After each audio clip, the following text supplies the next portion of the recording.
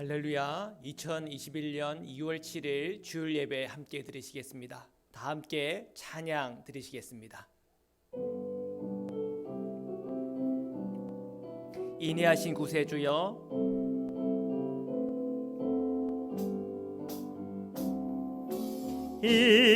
인내하신 구세주여, 내가 비오니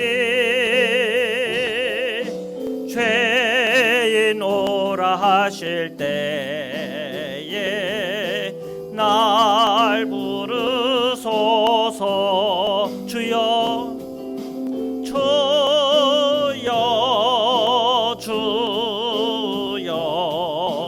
내가 비오니 죄인 오라 하실 때에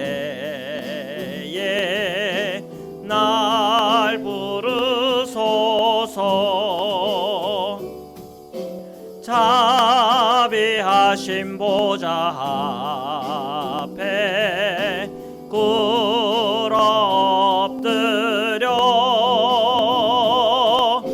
자복하고 회개하니 믿음 주소서. 주여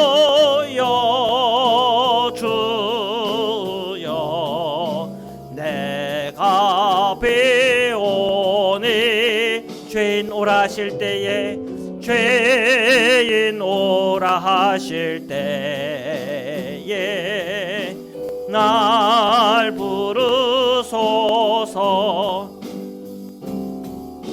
주의 공로 의지하여 주께 가오니 상한 마음 고치시고 상한 마음을 고치시고 구원하소서. 주여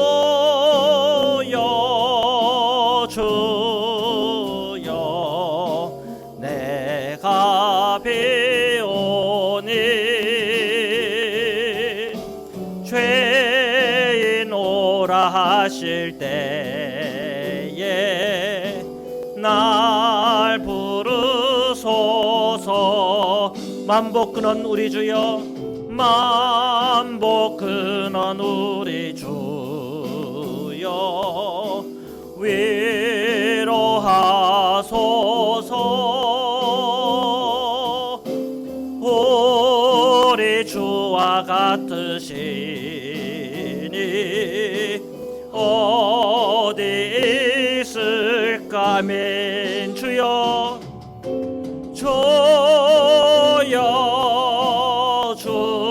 주여 내가 비오니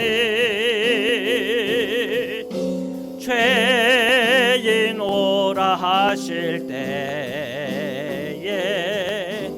날 부르소. 우리 다시 한번 고백합시다. 주여 주여 주여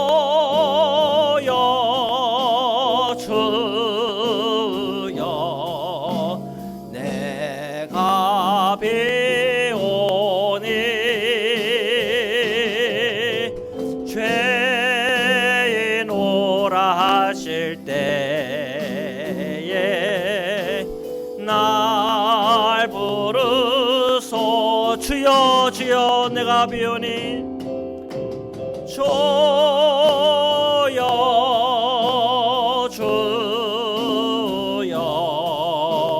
내가 비오니 죄인 오라 하실 때에 죄인 오라 하실 때에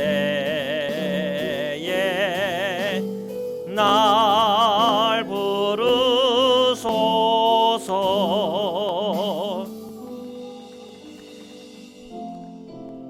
귀하신 주여 날 붙드사, 귀하신 주여 날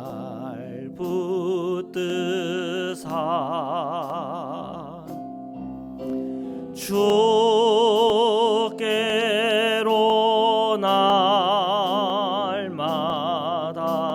더 가까이 저 하늘 나라 나 올라가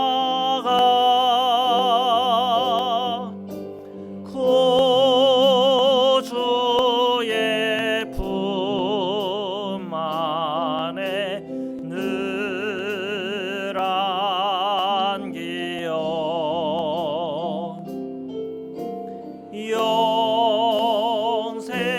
영생의 복 받기 원합니다.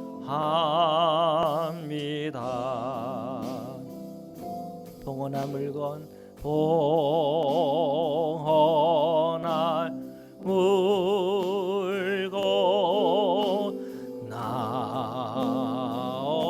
없어도 날마다 주께로 날마다 주께로 더 가까이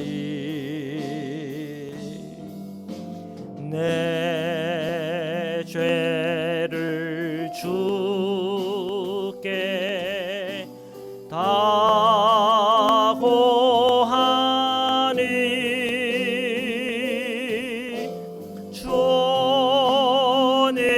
주님의 보혈로 날 씻으사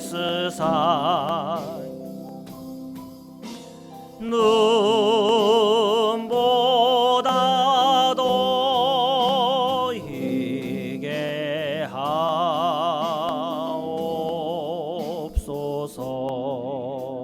간악한 마귀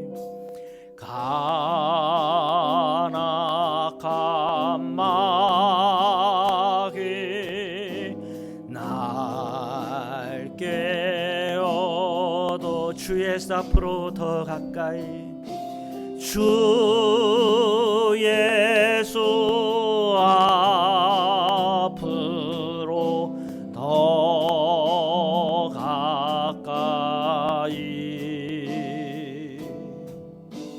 이 세상 속아 그 허영시 또 주한 생각을 다 버리니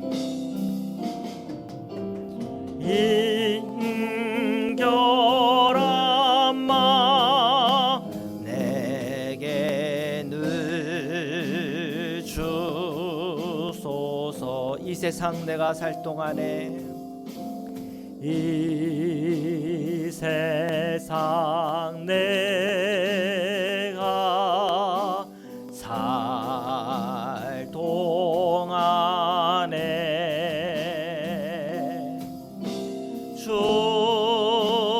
주께로 날마다 더 가까이 저 배는 천국 나 들어가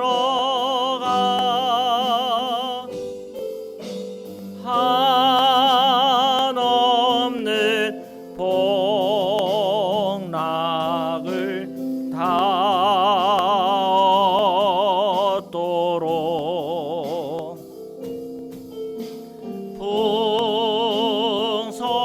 풍성한 은혜를 주옵소서.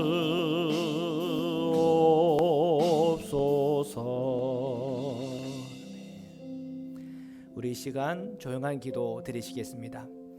사랑해 주님 감사합니다. 오늘 저희가 주일날 주님 앞에 나왔습니다. 죄인되어 연약된 우리의 모습이라 오늘도 예수 그리스도 의지하여 나왔습니다. 주님의 그 십자가의 은혜 아래 거하게 하소서. 예수 그리스도의 십자가의 능력에 힘입게 하여 주옵소서. 오늘도 주 예수 그리스도 안에서 담력을 얻어 주님의 보좌 앞까지 나아가는 은혜 있게 하소서. 우리 모든 성도님들 오늘 예배를 통하여 주님 뜨겁게 만나게 하소서. 주님 감사합니다. 주님 사랑합니다. 아멘. 주님. 사도신경으로 제 신앙을 고백드리시겠습니다. 전능하사 천지를 만드신 하나님 아버지를 내가 믿사오며 그 외아들 우리 주 예수 그리스도를 믿사오니 이는 성령으로 잉태하사 동정녀 마리아에게 나시고 본디오 빌라도에게 고난을 받으사 십자가에 못 박혀 죽으시고 장사한 지 사흘 만에 죽은 자 가운데서 다시 살아나시며 하늘에 오르사 전능하신 하나님 우편에 앉아 계시다가 저리로서 산자와 죽은 자를 심판하러 오시리라. 성령을 믿사오며 거룩한 공예와 성도가 서로 교통하는 것과 죄를 사하여 주시는 것과 몸이 다시 사는 것과 영원히 사는 것을 믿사옵나이다. 아멘.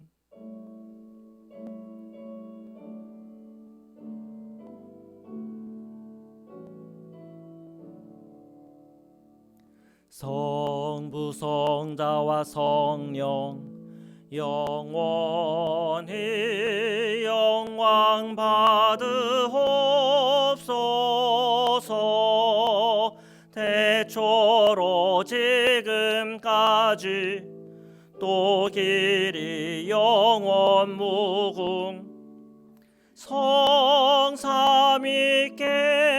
영광. 아멘.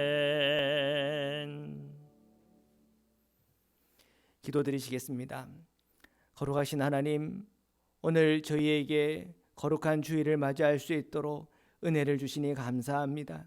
비록 저희가 성전에서 함께 모이지 못하지만 각자의 처소에서 예배를 성수하며 간절한 마음으로 주님 앞에 섰사오니 예수 그리스도의 은혜와 사랑으로 함께하여 주옵소서. 미얀마에서 일어난 쿠데타로 인하여 아픈 소식들이 지구촌에서 들려옵니다. 주님께서 그곳의 정치적인 상황과 형편 속에 안정을 주시고 하나님 그곳에서 선교하는 선교사님들과 교회를 보호하여 주옵소서. 특별히 불의를 향하여 대항하는 시민들을 보호하시고 그곳에 하나님의 은혜와 공의가 강물처럼 흐르도록 은혜 허락하여 주옵소서. 코로나 바이러스로 인해서 전 세계가 경제적 어려움과 또한 생명의 위협과 건강의 위협을 받으며 어려움 가운데 있습니다. 주님의 성도님들을 보호하여 주옵시고 저희의 이웃들을 보호하여 주옵소서.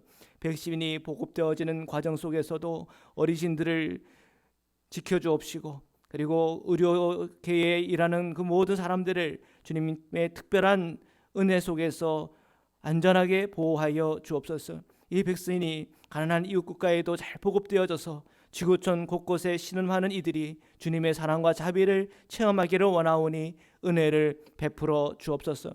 오늘 예배하는 성도님들의 마음과 생각을 지켜주옵시고 저희들 안에 있는 내면의 죄와 이 땅 가운데 있는 또 우리 삶에 있는 그 모든 구조적인 죄와 싸워 이기는 예수 그리스도의 제자 되게 하여 주시옵소서. 오늘도 몸이 연약하고 마음이 연약한 저희 성도님들 있습니까? 자녀들이 있습니까? 주님 임하여서 치유와 평안을 허락하여 주옵시고 주님의 권세 있는 손으로 저희 모든 성도님들을 붙들어 주옵소서. 오늘 말씀 받는 이 시간을 축복하여 주셔서 말씀 받는 이 시간 속에 주님의 은혜를 깨닫고 그 말씀으로 영적인 눈이 뜨여지며 그 말씀에 깨달은 바 순종하며 나갈 때마다 주시는 주님의 축복을 다 누리도록 은혜 허락하여 주옵소서. 거룩하신 예수 그리스도의 이름으로 기도드립니다. 아멘. 아버지 주님 감사합니다. 주님 감사합니다.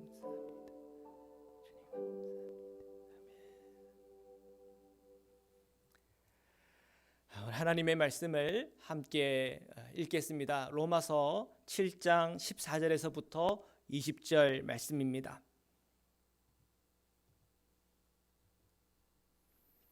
시작. 우리가 율법은 신령한 줄 알거니와 나는 육신에 속하여 죄 아래에 팔렸도다. 내가 행하는 것을 내가 알지 못하노니 곧 내가 원하는 것은 행하지 아니하고 도리어 미워하는 것을 행함이라. 만일 내가 원하지 아니하는 그것을 행하면 내가 이로써 율법이 선한 것을 시인하노니 이제는 그것을 행하는 자가 내가 아니요 내 속에 거하는 죄니라. 내 속 곧 내 육신에 선한 것이 거하지 아니하는 줄을 아노니 원함은 내게 있으나 선을 행하는 것은 없노라. 내가 원하는 바 선은 행하지 아니하고 도리어 원하지 않은 바 악을 행하는도다. 만일 내가 원하지 아니하는 그것을 하면 이를 행하는 자는 내가 아니요 내 속에 거하는 죄니라. 아멘. 우리 시간 특별 찬양 순서입니다. 우리 정윤유 전도사님 특별 찬양 읽겠습니다.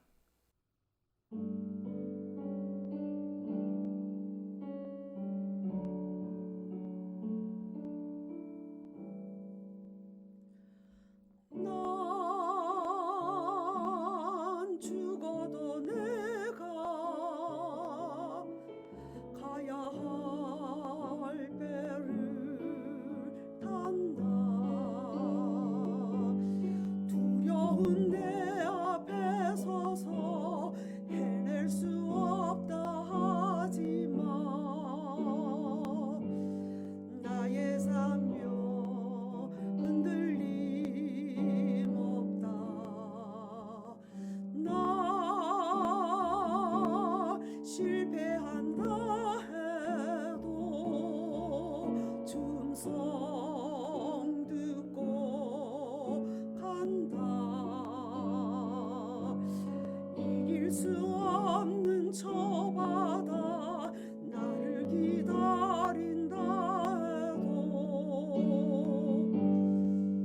나의 노를 저으리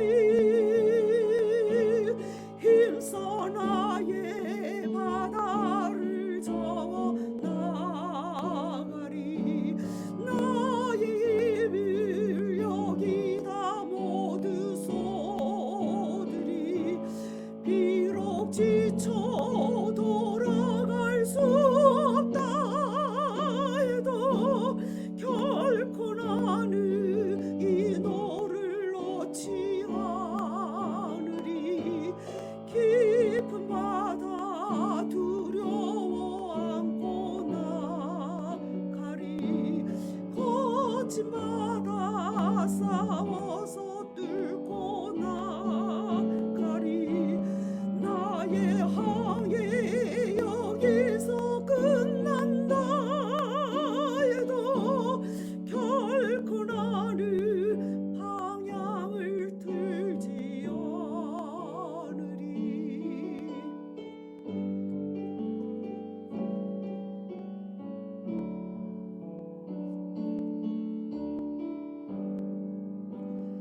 난 실패한다 해도 준성 듣고 간다. 이길 수 없는 저 바다 나를 기다린다 해도 나의 노를 저으리. 힘써 나의 바다를 접어 나가리. 나의 힘을 여기다 모두 쏟으리.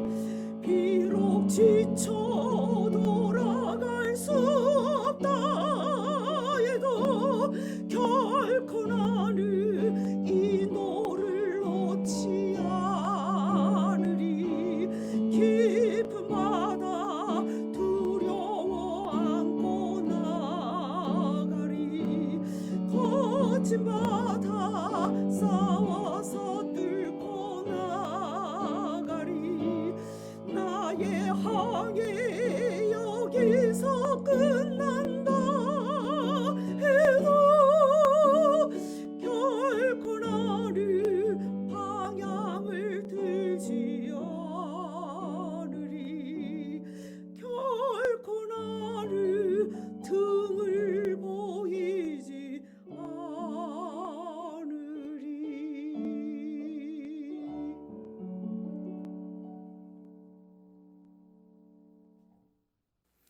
아멘. 감사합니다. 로마서 강의 41번째 시간입니다. 죄 아래 주 아래라는 제목 가지고 말씀을 함께 나누려고 합니다. 로마서를 묵상하면서 사도 바울은 이 죄에 대해서 예수 그리스도의 이 복음 안에서 굉장히 깊이 성찰했다는 느낌을 받습니다. 유대 율법 교육을 받은 사도 바울에게 이 율법이라고 하는 것은 매우 신성한 것이지요. 자, 그런데도 불구하고 이 죄는 기회를 타서 율법을 믿고 따르는 사람들조차 타락하게 만들고 넘어뜨린다는 거죠. 그리고 하나님의 그 뜻과 성령의 인도하심을 가로막는 그런 어마어마한 일들이 있다는 겁니다. 그것은 사도 바울의 삶에서 체험한 간증이고 또한 깨달음이기도 하죠.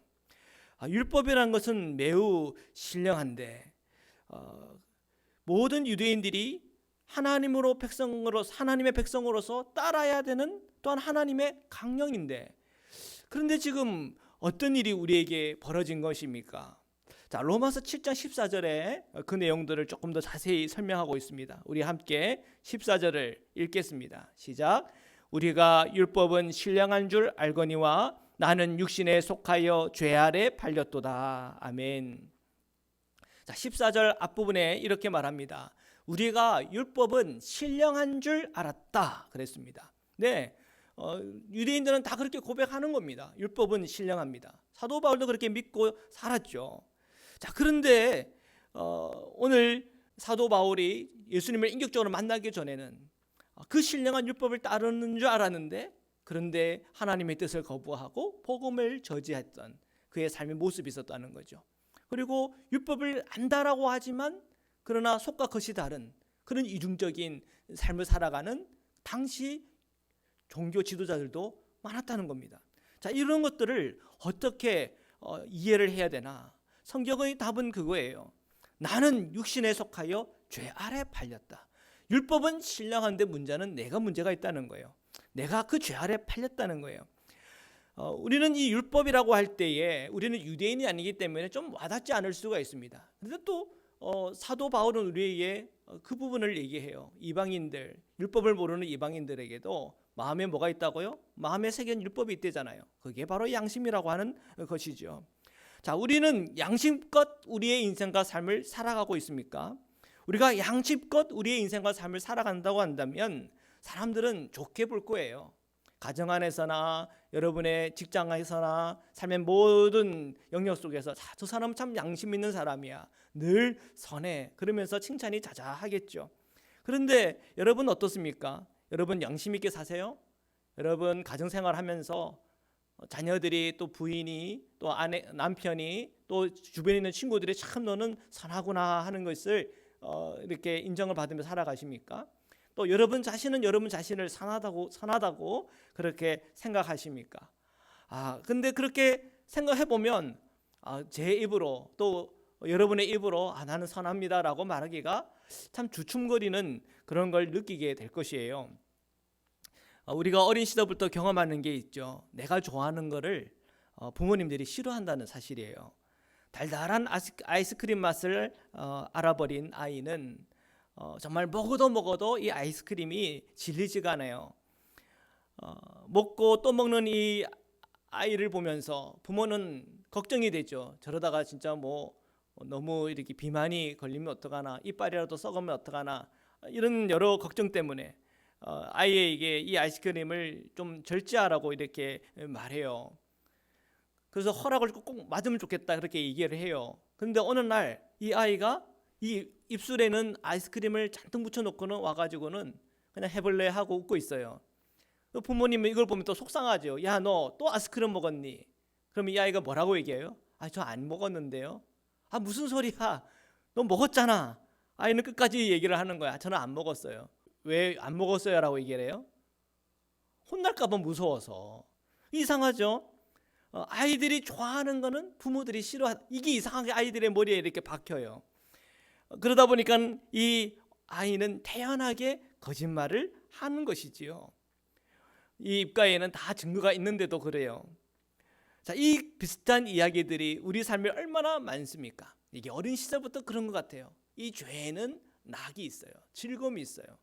그러다 보니까 이 죄악을 내가 멀리해야 된다, 거부해야 된다라고 할 때 우리가 머리로는 알지만 우리의 이 몸이 잘 따르지 않는 거예요. 그리고 어떻게 했어든, 거짓말이라도 했어든 내가 원하는 것을 하고 싶은 거예요. 근데 그 원하는 게 뭐예요? 죄라고 하는 게 참 가슴 아픈 일이죠.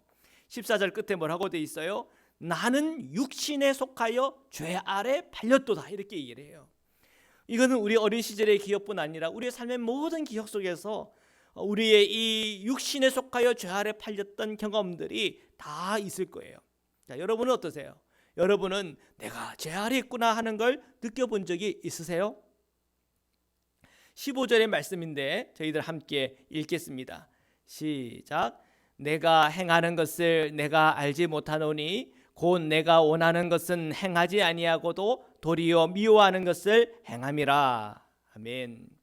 자, 죄 아래 있구나 하는 우리의 삶의 이 현실, 그것을 여러분 잠깐 한번 떠올려 보십시오. 그리고 여러분 한 주간의 여러분 삶 속에서 내가 죄 아래 있구나 하는 것들을 한번 생각해 보세요. 그리고 내가 죄 아래 있었구나 하는 게 떠올랐다면 여러분 좋은 거예요. 그것은 바로 알아차린 거거든요. 여러분, 우리가 날마다 살아갈 때에 여러분 어떻게 살아가세요? 익숙한 대로 살아가지 안 하던 거를 갑자기 하고 그러지 않잖아요. 어떤 분이 안 하던 짓을 해요. 그럼 뭐라고 그래요? 왜 너 안 하던 짓을 하니? 뭐 죽을 때가 됐니? 뭐 이렇게 할 정도로 우리는 그렇게 말을 한단 말이에요. 그 얘기는 우리가 주로 익숙한 것대로 하는 거예요. 습관에 따라 우리는 살아가는 거예요. 그런데 안타깝게도 우리가 습관적으로 익숙한 대로 살아가는 그 안에는 죄가 나를 움직이고 있는 것이 있다는 거예요. 그걸 알아차리는 것이 중요한 겁니다. 우리가 이게 죄를 행하면서도 그게 죄인지도 모를 때가 얼마나 많은지 몰라요. 저는 사회에서 의무교육을 받고 의무병으로 군생활을 했습니다. 처음 자대 배치를 받고 진료하는 그 일에 배치되기 전까지는 이 선임병들의 어깨를 넘어서 약을 어떻게 지어야 되는지, 그리고 치료는 어떻게 해야 되는지를 어떻게 배워요. 그리고 제일 중요한 것은 제가 육군 훈련소에 있었기 때문에 이 훈련병들이 많이 오거든요. 그러면 그 많이 온 그 훈련병들을 어떻게 통제해야 되는지를 배워요. 그런데 선임병들이 가르쳐주는 것은 욕도 하고 엄포도 놓고 기를 죽인 다음에 그 다음에 일사천리로 입원해야 될 훈련병들, 그리고 투약 소독을 해주고 보내야 될 훈련병들을 가려내라고 그렇게 가르쳐요. 이제 그 배우는 견습 기간이 끝나고 실제로 투입이 된 거 아닙니까? 그런데 제가 사회에서 저 착했거든요. 욕도 안 하고. 그러니까 욕도 안 하게 되고 좀 부드럽게 했더니 그냥 고참들이 막 뭐라고 그러는 거예요. 여기가 좀 사회냐고, 여기 군대라고, 군대식으로 해야 된다고. 그러면서 이제 뭐 저도 이제 어쩔 수 없이 막 그 저의 고참들이 막 뭐라 그러고 뭐 화내고 막 때리려고 그러고 그러니까 저도 이제 뭐 욕도 하고 또 뭐 소리도 치고 하는 거죠. 그러다 보니까 점점 이제 이게 군대구나 하면서 그냥 그 자연스럽게 그 분위기에 쳐져 들어가는 거예요. 근데 어느 날 제가 뭐 늘 뭐 후임병이었겠습니까? 이제 어느 정도 이제 짬이 되고 또 선임병이 되니까 이제 찬송가 같은 걸 틀을 수가 있게 되었어요. 그래서 저는 이제 찬송가를 틀었죠. 찬송가를 들으면서 야이 욕을 하고요, 막 소리를 치고. 그런데 어느 순간에 깨달아지더라고요. 내가 찬송가를 트고 또 내가 욕을 하고 소리를 치고 하는 것이 이게 너무 마음에 이게 가책이 느껴지는 거예요. 내가 지금 죄를 짓고 있는 거구나. 이러면 안 되겠구나. 자, 이것이 내 안에 지금 죄가 지금 죄에 대해서 좀 뭔가 알아차려진 거예요. 알아차림이야, 알아차림. 자, 그러면 여러분 어떻게 했을까요? 제가 욕을 안 하고 소리치는 것을 거쳤을까요? 찬송가를 껐을까요? 찬송가를 껐어요. 제 수준이 그런 수준밖에 안 됐어요. 라인호드 리버의 도덕적 인간과 비도덕적 사회라고 하는 책이 있는데요. 그 책 내용 가운데 어떻게 이 도덕적인 인간이 비도덕화되는가에 대한 이 분석을 잘 이렇게 썼어요. 그 중에 쉬운 예를 들어서 설명하는 게 그거였어요. 사람이 애국심이라고 하는 게 얼마나 소중하고 중요한 가치입니까? 굉장히 이 애국심이라고 하는 것은 도덕적인 그런 마음이고 자세인 거죠. 그래서 이 도덕적인 선택을 따라서 군인이 됐단 말이에요. 그런데 국가가 일으키는 비도덕적 전쟁에 참여하는 중에 이 애국심이라고 하는 순수한 마음, 이 도덕적인 마음이 어떻게 되는 거예요? 한순간에 비도덕적인 일로 바뀌는 거예요. 자, 이런 것이 참 기가 막힌 일이에요. 이런 것 속에서 내가 만약에 이것이 죄구나라고 알아차리는 순간 어떻게 되겠어요? 굉장히 불편해지는 거예요. 어떻게 하겠어요? 자, 나는 군인인데 그러면 거기에서 제가 그냥 탈영을 해야 되는 겁니까? 사람은 이런 이 죄를 깨닫는 순간 굉장히 불편해질 수 있다고 하는 것을 여러분 기억하셔야 돼요. 어떤 분이 회사에서 열심히 이렇게 일을 하고 있어요. 그래서 거기에 받는 이 봉급을 가지고 처자식들을 먹이고 또 생활을 한단 말이에요. 그런데 어떤 날 이 회사가 보니까는 굉장히 큰 비리에 연루가 되어 있네. 그리고 또 사회적으로 굉장히 악영향을 끼칠 만한 일들을 하고 있네. 어떻게 해야 돼요? 야, 그러면 이제 이것이 악이라고 알아차려지는 순간 굉장히 불편해지는 거예요. 그냥 모른 척하고 넘어가야 되나? 아니면 이거 경찰에다가 알려야 되나?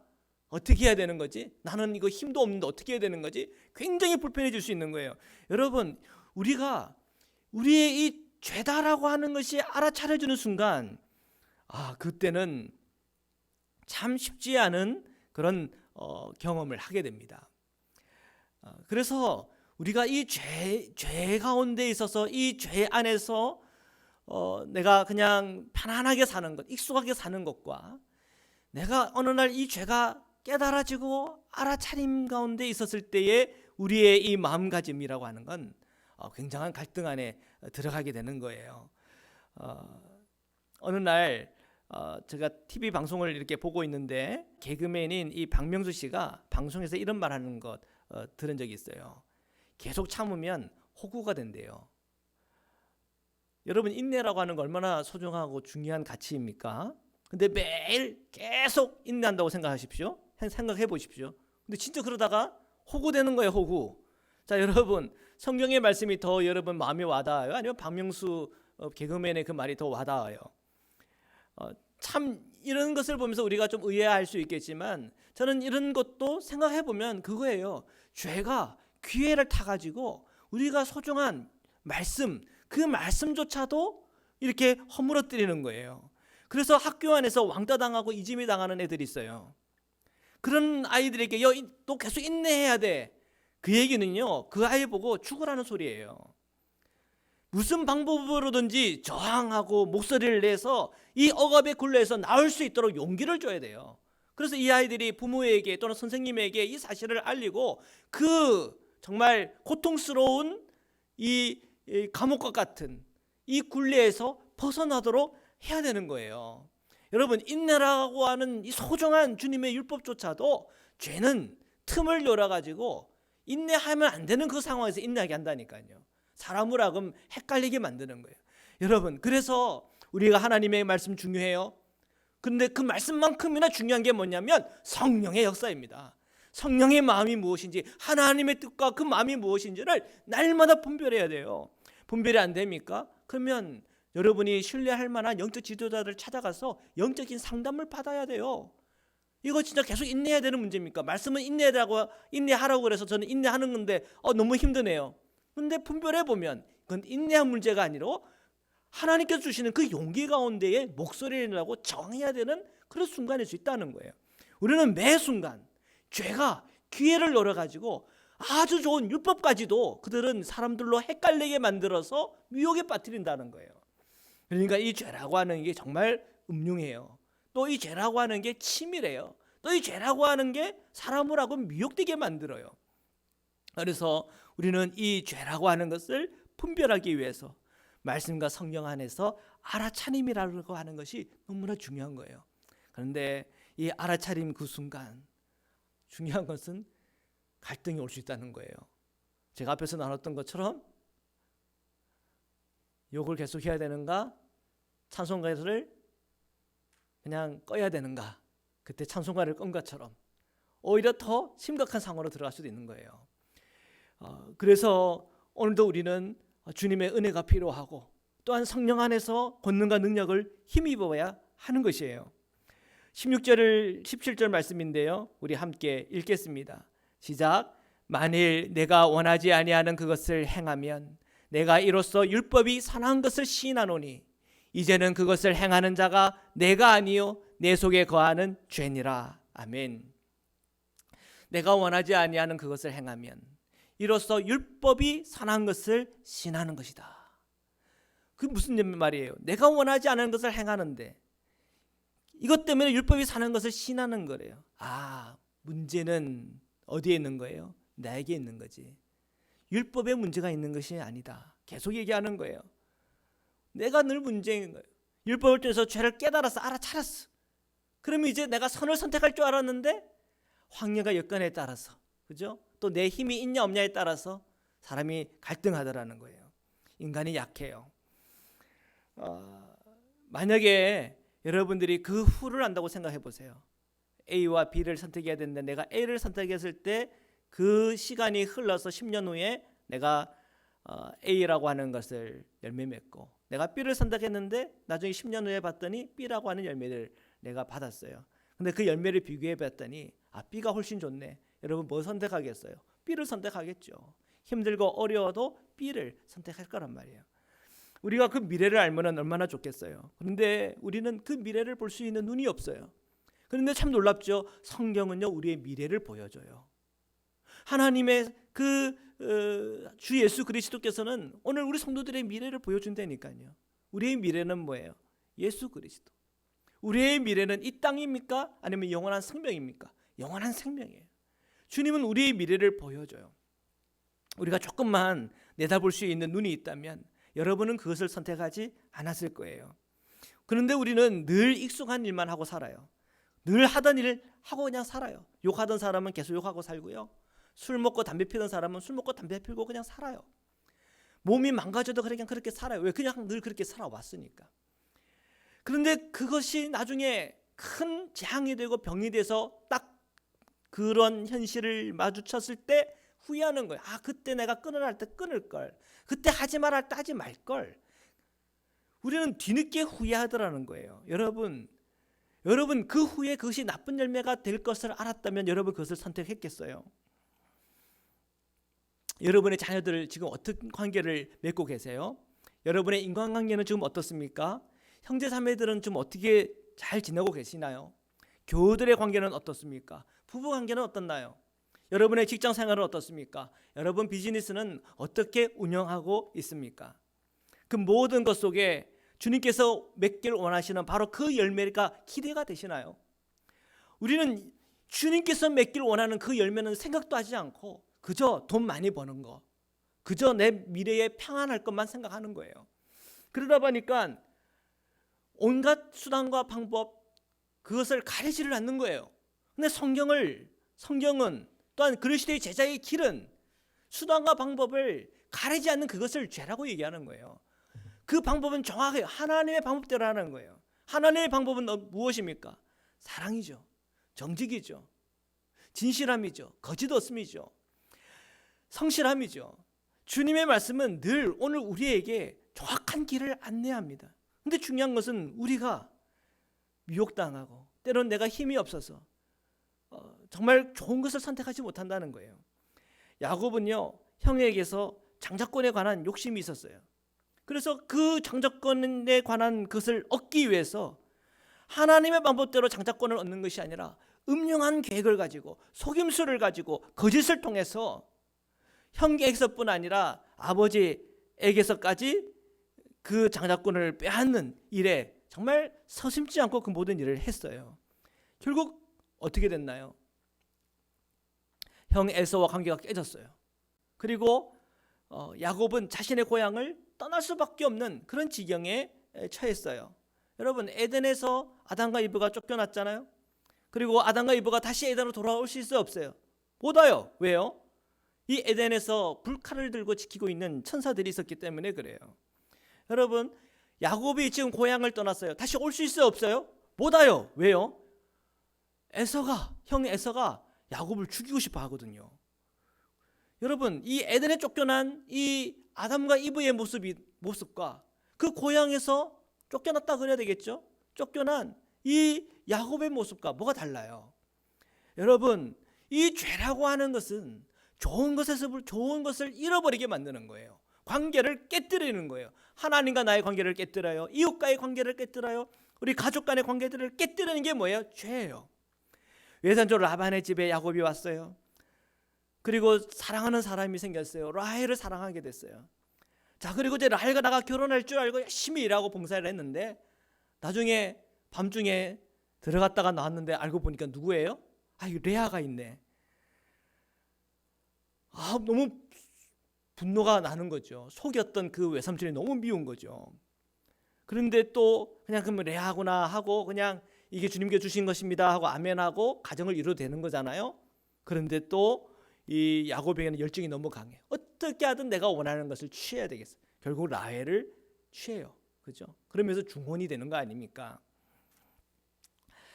뭐 정체적인 하나님의 크신 은혜와 계획을 따져보면은 이것도 다 하나님의 은혜와 계획 속에서 되어지는 일이라고 볼 수 있지만 야곱 안에 있는 이 죄가 어떻게 그를 이끌어가는지를 봐야 돼요. 물론 야곱이 하나님을 믿고 따르면서 주님 앞에 기도하는 가운데 주님께 주시는 축복을 누리고 체험하고 있어요. 거부가 됐잖아요. 근데 또 거부가 되면 뭐합니까? 그 자녀들이 또 시기를 하니까, 그죠? 그 외산적 라반의 그 자녀들이 시기를 하고 그냥 분위기가 안 좋으니까 또 야반도전하면서 도망쳐 나오잖아요. 고향에서 쫓겨나가요. 또 자기 부인의 그 집에서도 또 도망쳐 나와요. 그 인생이라고 하는 게 참 복잡단하고 갈등 덩어리예요. 다 그것이 어디서 오는 겁니까? 야곱 안에 있는 죄가 그를 이끌어가고 있는 게 보여야 돼요. 그게 합복강에서 하나님과 실험하면서 그가 꺾이는 그 순간이 뭔지 아세요? 자기의 죄에 대해서 눈 뜨여지는 거예요. 하나님을 만나고 하나님을 체험하는 그 순간 나는 죄인으로서이다 나를 떠나소서라고 말했던 이 베드로의 고백처럼 하나님을 만나는 그 순간 내 죄가 무엇인지를 알게 되는 순간이요. 그 죄의 문제를 해결하지 않고는 내 인생이 주님께서 원하시는 그 길로 갈 수 없다고 하는 것을 깨닫는 것이에요. 그래서 오늘 우리 기독교라고 하는 것이 무엇이냐면 오늘 우리 안에 있는 죄를 깨닫는 것이요. 기독교라고 하는 것이 무엇이냐면 그 죄를 버리고 주님의 길로 갈 수 있도록 우리를 영적으로 안내하고 인도하는 것이 기독교의 핵심인 것이에요. 사도 바울은 이 로마서를 통해서 그 죄의 문제가 얼마나 심각한지 얼마나 그것이 끊어지지 않는지 너무나 익숙해가지고 그것이 알아채는 것조차도 어려운 것인지를 우리에게 너무 잘 설명하고 있는 거예요. 그리고 이 죄에 따라가서 맺는 그 열매들이 얼마나 나를 찌르게 되는 또 주변에 있는 사람들을 아프게 하는 그런 가시를 내어놓는 것인지를 우리에게 말씀하고 있어요. 18절과 20절인데 우리 함께 읽겠습니다. 시작. 내 속 곧 내 육신에 선한 것이 거하지 아니하는 줄 아노니 원함은 내게 있으나 선을 행하는 것은 없노라. 내가 원하는 바 선은 행하지 아니하고 도리어 원하지 아니하는 바 악을 행하는도다. 만일 내가 원하지 아니하는 그것을 하면 이를 행하는 자는 내가 아니요 내 속에 거하는 죄니라. 아멘. 자, 20절에 보니까 만일 내가 원하지 않은 그것을 하면 이를 행하는 자는 내가 아니요 내 속에 거하는 죄니라. 내 속에 거하는 죄니라. 앞에서도 나왔고 또 나와요. 내 속에 거하는 죄니라. 내 속에 거하는 죄니라. 계속 나와요. 우리가 예수 그리스도를 뜨겁게 체험하고 또 성도가 되어서 우리가 교회를 나오고 함께 예배를 드리고 있어요. 근데 우리 안에 여전히 해결되지 않는 것이 있는데 내 속에 거하는 죄예요. 예수님을 믿고 따르면 그 죄에서 완전히 회복된 줄 알았는데 여전히 내 속에 있는 죄는 늘 있거든요. 이거 어떻게 해야 돼요? 내가 믿고 천국 갔으니까 끝이야 이렇게 여러분 쉽게 결론을 내릴 겁니까? 아니요. 여러분 내 속에 있는 이 죄에 대해서 생각해야 돼요. 누구만큼? 사도 바울만큼 생각해야 돼요. 사도 바울이 우리에게 전해주는 거예요. 사도 바울도 그 마음속에 이 죄 문제 해결 안 되니까 그가 그렇게 뜨겁게 주님을 만나고 뜨겁게 그가 사역을 하지만 나는 죄인 중에 괴수입니다 라고 얘기를 하고 이 죄에 대해서 실험하고 또 실험하면서 평생 사역을 하고 나가는 거예요. 우리 그리스도인들은 이 죄의 문제에 대해서 몸부림을 쳐야 하는 것입니다. 히스기야라고 하는 왕이 있었어요. 그는 큰 병에 걸려서 죽게 되었을 때 하나님께 정말 간절히 눈물로 기도를 드렸습니다. 하나님께서 이 히스기야의 눈물과 그의 겸손한 마음을 보시고 15년 생명을 연장해 주셨어요. 자, 그러면은 그런 영적인 체험을 했으면 이제 선하게 살아야 되잖아요. 그런데 조금 있다가 그의 마음에 교만한 마음과 자랑하고 싶은 마음들이 막 생겨요. 바벨론에서 사신들이 왔는데 그들을 불러가지고는 보물창고를 막 보여주면서 자랑을 했어요. 그리고 무기고를 보여주면서 이런 무기도 있다면서 자랑을 했단 말이에요. 그리고 하나님께서 히스기야에게 말씀하세요. 너 지금 뭐 하는 거냐? 히스기야에 있는 교만한 마음, 자랑하고 싶은 그 마음, 그것이 죄다라고 얘기를 해요. 그리고 너가 그 행동 하나 때문에 이 유다는 바벨론에게 망하게 될 것이라고 그렇게 예언합니다. 열왕기하 20장에 나오는 말씀이에요. 여러분, 죄인이었다가 회개하고 겸손해졌는데 또 다시 교만해지고 있는 이 히스기야의 모습을 보면서 어떤 생각이 드십니까? 내 속에 거하는 이 죄, 이것을 알아차리고 이러면 안 되지. 저는 이 죄 알아차리는 순간 갈등 속에서 막 갈등하다가 내가 약한데 어떡해, 그러면서 그냥 찬송가 꺼버리고 아이고 이거 사람이 살아가는 거 정말 이거는 어쩔 수 없는 문제인가 보다 하고는 그냥 묻어놓고 그냥 살아가는 오늘 우리의 그 나약한 모습이 있지는 않습니까? 우리 안에 있는 이 죄, 이것을 우리가 발견하고 알아차릴 때마다 이상하죠. 우리는 낙심과 시험에 빠지는 경우들이 많아요. 하루는 예수님께서 제자들이 다가오는 걸 봤어요. 왜 이 제자들이 왔나? 베드로가 질문을 하나 하는 거예요. 주님, 몇 번이나 용서를 하면 좋을까요? 7번까지 할까요? 베드로가 그 말을 할 때 베드로는 어떤 기대를 했던 것 같아요. 예수님께서 이런 말을 하시겠지. 아니다. 7번? 아이고 너무 많아. 정말 그렇게 용서하다가 호구돼. 그렇지만 주님은 그렇게 대답하지 않았어요. 예수님은 70번씩 7번이라도 하라는 거예요. 곱하면 490번이에요. 그러면 490번까지 카운트하라는 얘기예요? 아니에요. 끝까지 용서하라고 하는 주님의 가르침이에요. 여러분, 내 속에 거하는 이 죄가 또 반복이 돼요. 그러면 주님은 어떻게 하실까요? 그 죄를 가지고 주님 앞에 회개하고 돌이키고 용서를 구할 때 어떻게 하실까요? 또 용서해 주시고 또 용서해 주시고 또 용서해 주시는 하나님의 은혜가 있어요. 여러분, 그 은혜를 여러분 받아들이셔야 됩니다. 그러나 그 죄의 포로가 되어서 완전히 내가 붙들려 있다면 정말 위험한 겁니다.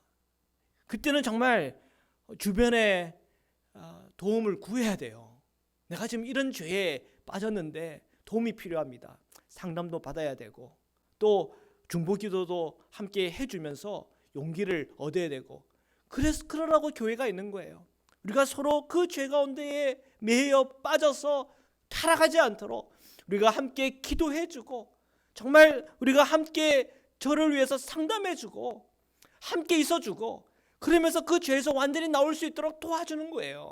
여러분, 미국에서 보면요, 알코올 중독자들 모임이 있거든요. 그래서 알코올 중독자들이 심한 사람들이 이제 그 상담을 받으러 오는데 보통 그룹 치료를 합니다. 그러면 제일 먼저 하는 게 뭔지 아세요? 저는 알코올 중독자입니다. 자, 여기서부터 시작을 하는 거예요. 근데 그런 모임을 많이 여는 데가 어디냐면 교회예요.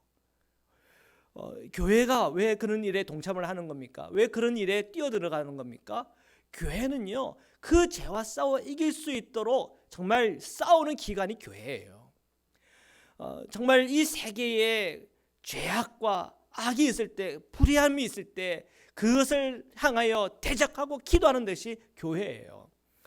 여러분, 교회는 이런 선지자적인 이런 정신과 또한 성령의 역사한 가운데 있을 때마다 죄에 대하여 의에 대하여 책망하시는 성령의 역사가 날마다 흘러넘치는 것이 교회라고 하는 것을 기억해야 돼요. 자, 우리가 인간적인 우리의 삶의 현실 속에서 이 죄 아래 있다고 하는 것을 우리가 정말 알아차릴 때, 여러분, 그 알아차림에만 머무르면 있으면 안 돼요. 하나 더 알아야 돼요. 우리가 죄 아래 있으나 그런 우리의 현실 위에 주님이 계시는 거예요. 거꾸로 말하면 우리는 죄 아래에 있는 인간이 주 아래에 있다는 거예요. 여러분, 주 아래에 있다고 하는 것이 얼마나 큰 은혜인 줄 아십니까? 아무리 훌륭한 성도라고 해도, 아무리 선한 양심을 갖고 있는 사람이라 하더라도 지칠 때가 있고 약해질 때가 있어요. 엘리야는 갈멜산에서 바알과 아세라 선지자들 850대 1의 싸움을 했어요. 하나님께서는 엘리사의 손을 들어주셔가지고 그 제단 위에 하늘에서 불이 떨어짐으로 하나님의 살아계심을 온 백성들이 보게 했어요. 그리고 그곳에 있는 백성들이 그 우상 숭배자들을 차단하면서 하나님 안에서 놀라운 이 종교 개혁을 일으키는 바로 그 현장에 엘리야가 있었단 말이에요. 자, 그런데 그가 소식을 들어요. 이세벨 왕비가 이 엘리야를 죽이겠다고 달려드는 거예요. 그때 그의 마음에는 두려움이 엄습했어요. 여러분, 이 두려움이라고 하는 것, 여러분, 단순히 인간의 약함이 아니에요. 그건 죄예요. 하나님이 나와 함께 있을 때는 담대해야 돼요. 용기를 가져야 돼요. 근데 우리는 두려움 때문에 저지른 죄들이 많단 말이에요. 엘리야는 그 두려움이 찾아오니까 그냥 도망가는 거예요. 사명의 자리에서 도망가는 거죠. 그리고 그 두려움이 그를 어디로 인도했는지 아세요? 광야로 인도했어요. 왜? 광야는 사람이 없으니까. 자기를 잡으러 오는 사람도 없을 거 아니에요. 근데 그 광야는 어떤 곳이에요? 하늘에서는 해가 쨍쨍 찌고 바닥은 말라서 거기서 열기가 올라오며 먹을 물도 없어. 그리고 먹을 음식도 없어요. 사람이 완전히 소진되는 거예요. 그 광야의 길을 걸어가다가 로뎀 나무를 발견하고 거기에 털썩 앉았어요. 그리고 그 그늘의 그 시원함을 조금 느끼면서 잠이 드는 거예요. 그런데 그의 두려움이 그로 광야로 몰아내었지만 그 광야에조차도 하나님의 그 은혜 아래에 있었던 거예요. 그 로뎀 나무 한 그루의 그 그늘이지만 그것은 곧 하나님의 전능자의 그늘이며 또한 십자가의 그늘인 것이요, 하나님의 그 사랑의 그늘인 거예요. 그 그늘에 피하는 이 엘리야가 복이 되는 거예요. 우리 성도님들, 날마다 이 내면의 죄 때문에 고통과 아픔을 당하는 우리 성도님들 있잖아요. 그런데 감사한 것은 우리가 주 아래에 저희들이 있다는 거예요. 그 주 아래에 있을 때 주님께서 우리를 가만히 두질 않아요. 하나님께서 우리에게 은혜를 부어주고 사랑을 부어주고 주님께서 하늘에서 떨어뜨리는 복들을 우리에게 주시는 거예요. 여러분, 야곱이 그렇게 죄를 지었다 해도 거부 만들어 주시잖아요. 얼마나 큰 축복이에요, 여러분. 히스기야가 그렇게 교만하게 죄를 지었다 하더라도 그의 생전에는 그래도 평탄하게 살 수 있도록 은혜를 주시잖아요. 하나님께서 다 걷어가지 않으세요. 하나님께서는 남겨두시는 것이 있어요. 왜? 그 남겨두시는 것을 통해서 우리가 용기를 얻고 힘을 얻어서 좀 더 내가 주님의 은혜 안에, 좀 더 주님의 그 말씀을 인도를 받아서 좀 더 성령의 인도를 받아 살아갈 수 있도록, 또한 주님의 진정한 제자가 될 수 있도록, 하나님의 형상을 닮은 하나님의 자녀답게 살아갈 수 있도록 주님은 끊임없이 주님의 은혜를 우리에게 부어주시고 우리를 만들어 가신다는 거예요. 그래서 주님 안에서 우리를 작품으로 만들어주시는 하나님의 은혜의 손길이 있어요. 그게 다 주 아래에서 이루어지는 거예요. 우리가 비록 죄 아래에 있지만 오늘 저희는 주 아래에 있는 거예요. 주 아래에 있는 것을 깨달을 때마다 하나님께서는 그 은혜를 거둬가지를 않아요. 계속 우리에게 그 십자가를 통해서 사랑을 보여주세요. 생명을 통해서 영원한 생명에 대한 비전을 우리에게 끊임없이 보여주세요. 그 주님의 사랑과 은총이 우리를 변화시키는 거예요. 그 사랑과 은총이 우리로 하여금 우리의 그 죄를 완전히 끊어낼 수 있도록 역사하시고 은혜를 내려주시는 것이에요. 주님 안에 있을 때, 주 아래에 있을 때, 그 십자가 아래에 있을 때 그 죄의 모든 사실이 끊어질 줄 믿습니다.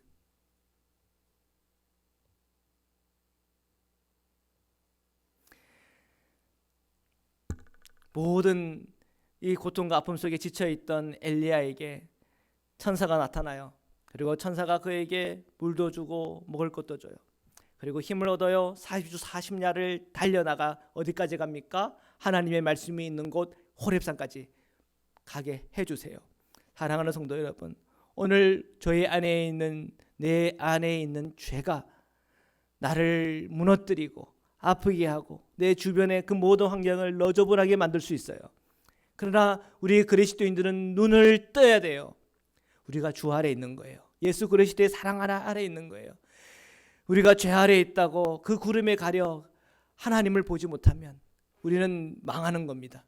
그러나 우리가 주님을 보는 순간 오늘 우리가 나아갈 길이 있다고 하는 게 보여요. 그 길은 곧 은혜의 길이요, 십자가의 길이요, 주님께서 우리에게 베풀어 주신 주님의 그 은혜의 강물이 흐르는 바로 그곳입니다. 우리가 그곳에 나아가 주님의 그 말씀을 붙잡고 기도의 자리에 기도하며 주님을 붙잡고 그 성령을 따라 나갈 때마다 오늘 저희의 심령과 마음을 묶고 있는 그 모든 죄에서부터 구원하시고 우리의 심령과 마음에 은혜 주셔서 그 말씀 안에서 승리할 수 있도록 주님은 우리에게 능력 주시고 은혜 주시고 또한 주님 안에서 자비와 또한 사랑을 베풀어 주시는 정말 좋으신 우리 주님이신 것입니다. 거룩하신 우리 하나님의 그 사랑과 은총이 사랑하는 우리 모든 성도님들의 심령과 마음속에 지금으로부터 영원토록 함께하기를 주님의 이름으로 축원합니다. 말씀으로 기도드리시겠습니다. 살아계신 하나님, 오늘 저희가 주님 말씀 앞에 섭니다. 우리가 죄 아래에 있음을, 내 속에 있는 죄가 또 나를 묶어 넘어뜨리는 이 반복되어지는 이 지겹고도 지겨운 이 죄의 속박에서 우리가 어떻게 나아가야 된단 말입니까? 주님, 이 어둠을 걷어내 주셔서 빛처럼 우리의 심령과 마음에 다가오시는 예수 그리스도의 은총에 눈 열게 하여 주옵소서. 우리가 죄 아래에 있으나 그 위에 하나님 있음을 보게 하시고, 우리가 죄 아래에 있으나 그 위에 십자가가 있음을 보게 하시고, 그 십자가의 그늘 아래 저희들이 다 나아가기를 원합니다. 그래야 주님께서 우리에게 부어주시는 은총 속에 새로워지게 하시고 그 죄들에서 풀어지게 하시고 주님 앞에 또 그 죄로 주님 앞에 회개하고 용서를 구할 때 하늘의 속죄가 우리 심령과 마음에 임하게 인도하여 주시옵소서. 하나님, 우리가 이 삶을 살아갈 때 이 땅에 있는 구조적인 죄악과 악이 있습니다.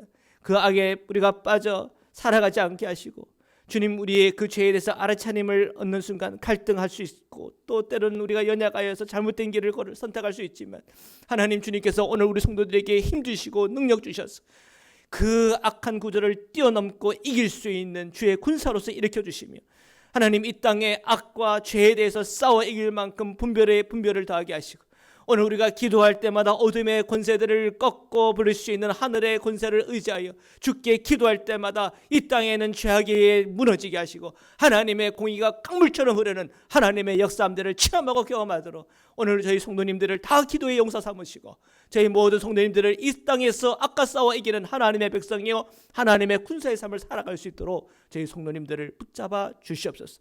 거룩하신 예수 그리스도의 이름으로 간절히 기도드립니다. 아멘. 우리 이 시간 봉헌 찬양 드리시겠습니다.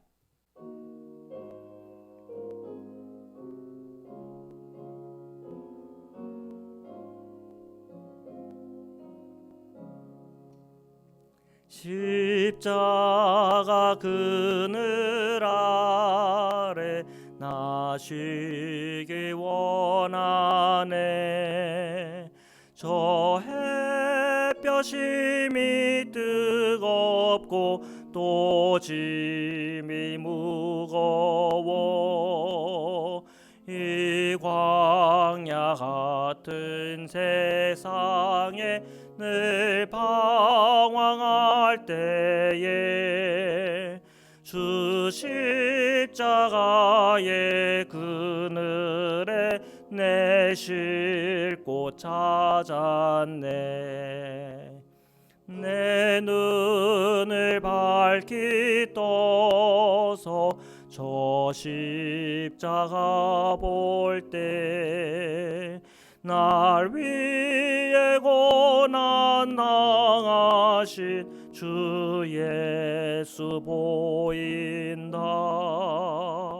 그 영상 볼 때 내 맘에 큰 찔림 받아서 그 사랑 감당 못하여 눈물만 흘리네. 십자가 그늘 아래서 나 길이 살겠네. 나 사모하는 광채는 주 얼굴뿐이라. 이 세상 나를 버려도 나 두려움 없네. 내 한량 없는 영광은 십자가뿐이라.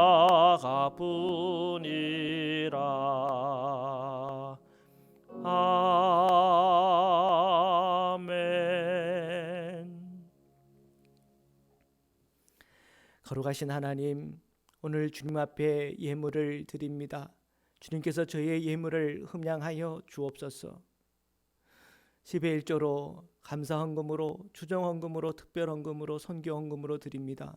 우리의 드려진 그 모든 예물이 쓰여지는 곳곳마다 하나님의 그 사랑의 은혜가 흐르게 하시며 예수 그리스도의 그 복음이 전파되는 데 사용되게 하여 주시옵소서. 하나님, 저희들 그 드린 손길이 주님 안에 복이 되게 하시며 저희의 일터와 저희의 삶의 그 모든 자리마다 하나님의 역사와 은총이 흘러 넘치게 하여 주옵소서. 우리 자녀들을 기억하여 주옵소서. 직장에서 또는 학업 속에서 모든 곳 속에 역사하시고 은총 주시는 하나님을 체험하고 간증하게 하시며 오늘 저희가 살아가는 이 알래스카와 이 미국 땅을 축복하시고 오늘 모든 성도님들이 주 예수 그리스도 안에서 힘을 얻으며 능력 얻으며 강건하고 보호받으며 살아갈 수 있도록 주님 함께하여 주옵소서. 거룩하신 예수 그리스도의 이름으로 기도드립니다. 아멘.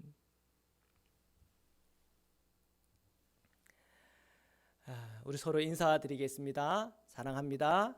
축복합니다.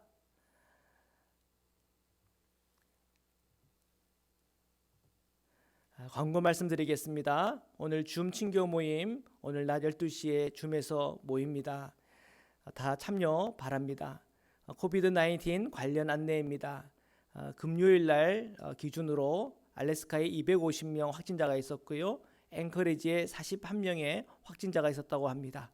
우리 계속 이 일을 놓고 기도하고 또한 우리가 여러 방역 수칙을 잘 지키면서 시간들을 잘 보낼 수 있도록 여러분 하시기를 부탁을 드립니다. 우리 헌금 안내입니다. 우편 또는 각자 교회 방문을 통해 헌금하시기 바랍니다. 헌금 집계는 지난 월요일부터 오늘까지 드린 것을 집계하여 다음 주 주부에 싣도록 하겠습니다. 공동체 기도 함께 드리시겠습니다. 저희를 세상에 부르셔서 주님의 백성 삼으시니 감사합니다. 이제 세상에 파송된 예수님의 제자로 살게 하소서. 하나님을 기쁘게 찬양하는 예배자, 이웃을 열심히 전도하는 복음의 증인, 아낌없이 사랑을 실천하는 봉사자, 한 몸 된 교제를 나눈 건강한 지체, 늘 주님과 동행하는 성숙한 성도가 되기 원합니다. 그리하여 저희가 성령 충만한 예수 생명 공동체로서 주님께 영광 돌리게 하옵소서. 아멘.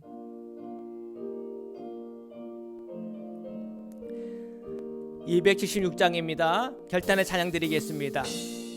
아버지여 이 죄인을 용납하여 주시고 예수님의 이름으로 구원하여 주소서.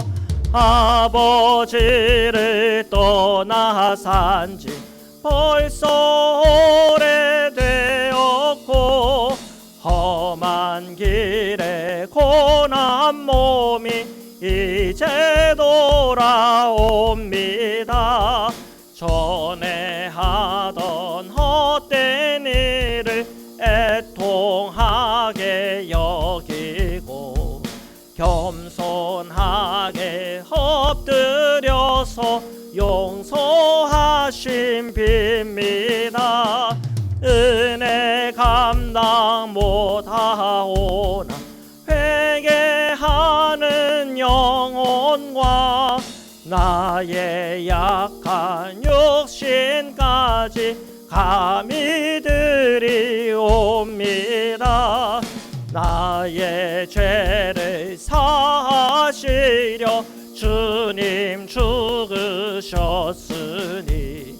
그 공로를 의지하여 주만 의지합니다. 아버지여 용납하사 나를 품어주시고 주의 사랑 품 안에서 길이 살게 하소서.